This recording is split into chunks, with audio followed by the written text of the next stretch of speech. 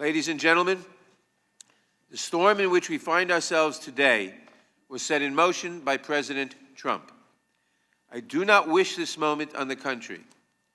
It is not a pleasant task that we undertake today, but we have each taken an oath to protect the Constitution, and the facts before us are clear. President Trump did not merely seek to benefit from foreign interference in our elections.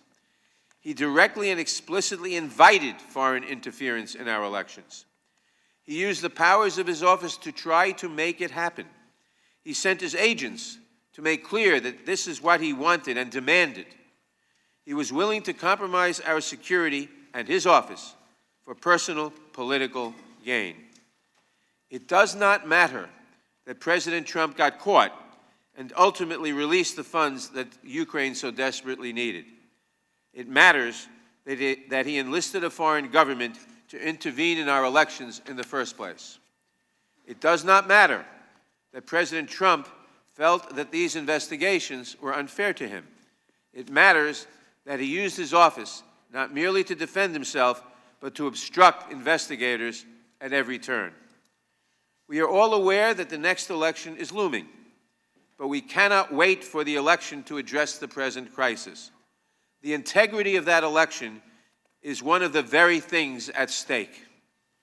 The President has shown us his pattern of conduct.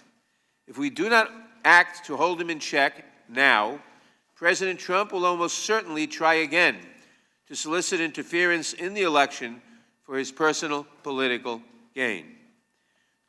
Since the founding of our country, the House of Representatives has impeached only 2 presidents. A third was on his way to impeachment when he resigned.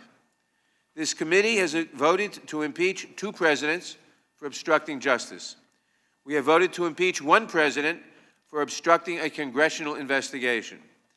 To the extent that President Trump's conduct fits these categories, there is precedent for recommending impeachment here.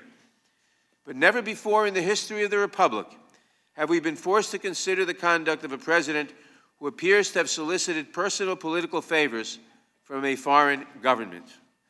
Never before has a president engaged in a course of conduct that included all of the acts that most concerned the framers.